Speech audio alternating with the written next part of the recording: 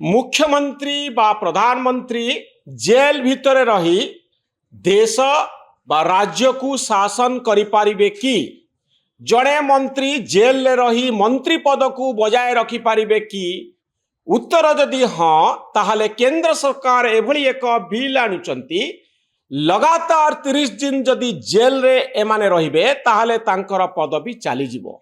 एठी आपणक मन को आपे आपे दिल्ली रो मुख्यमंत्री अरविंद केजरीवाल कथा आसीजिवो जे जेल रे रही दिल्ली को शासन करुथिले, फाइल रे दस्तखत करुथिले, बड़ बड़ निष्पत्ति नेउथिले आउ पदवी बजाय रखिथिले।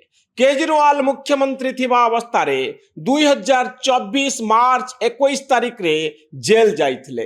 दिल्ली अबकारी नीति मामला रे ईडी तांकु गिरफ्त करिथिला। अगस्त 13 तारिख रे सुप्रीम कोर्ट तांकु जामीन प्रदान करिबा परे से इस्तीफा देइथिले। जेल रे केजरीवाल 6 मास रही शासन चलाइथिले। तमिलनाडु रो मंत्री थिबा भी सेंथिल बालाजी 2023 मसीह जेल रे थिबा बेले मध्य मंत्री पद बजाय रखिथिले।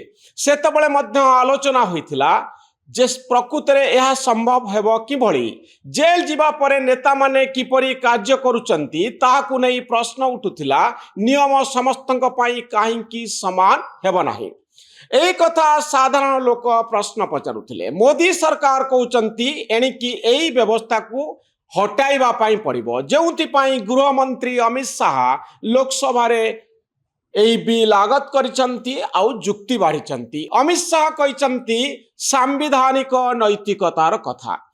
जड़े संगीन अपराधिक अभियोग रे जेल गला परे जेल भितर रही शासन करिवे केमिति, किंतु एतिकी बेले आउ गोटे कथा विरोधी दल मने पकाई देउछंती। मोदी सरकार समय रे सीबीआई आउ ईडी रो भूमिका, ईडी बा एनफोर्समेंट डायरेक्टरेट ईडी रो क्षमता को या भितरे बहुत बढ़ाई दिया जाइछि। 2014 मसीह मोदी सरकार आसीबा परे 2024 पर्यंत 5297 केस रुजु होइछि।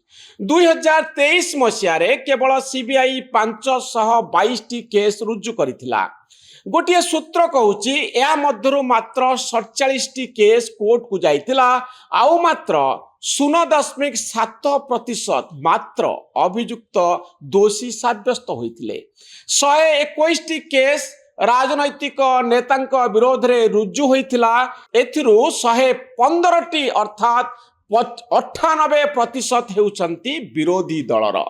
तेणु विरोधी दल उपरे टार्गेट बढ़ी चली। सरकार चाहिए जेकोसी विरोधी दल नेता को फसाई दे पारती यही आशंका विरोधी दलर नेता माने करुचंती। तेणु जो बिलटी आसीची ताहा विरोधी दल को टार्गेट करबा पई उद्दिष्ट बोली पार्लियामेंट रे अभियोग होईची।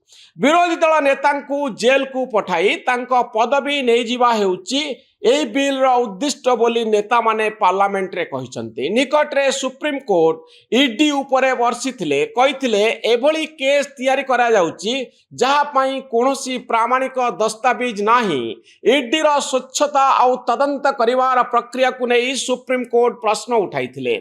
या परे एबे केंद्र सरकार मुख्यमंत्री मंत्री प्रधानमंत्री को आईन परिसर को आनिबा पई चाहिचंती। या को नै थिबा पुराना आईन बदलैया पाई संविधान संशोधन विधेयक आगत करा जाइछि। केंद्र गृह मंत्री अमित शाह लोकसभा रे नुआ बिल आनिचंती।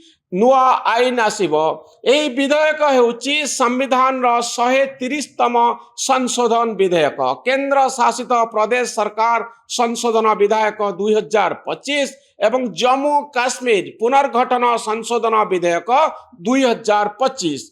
एही विधेयक गुड़िकर उद्देश्य हेउची बिल रो उद्देश्य होउची राजनीति रे स्वच्छता को प्रोत्साहन देवा। एथिरे उल्लेख रही जे कोनोसी व्यक्ति जेल रु शासन चलाई पारिबे नाही। से प्रधानमंत्री हुंतु, मुख्यमंत्री हुंतु किंबा मंत्री हुंतु, शासन जेल रु चला जाई पारिबो नाही।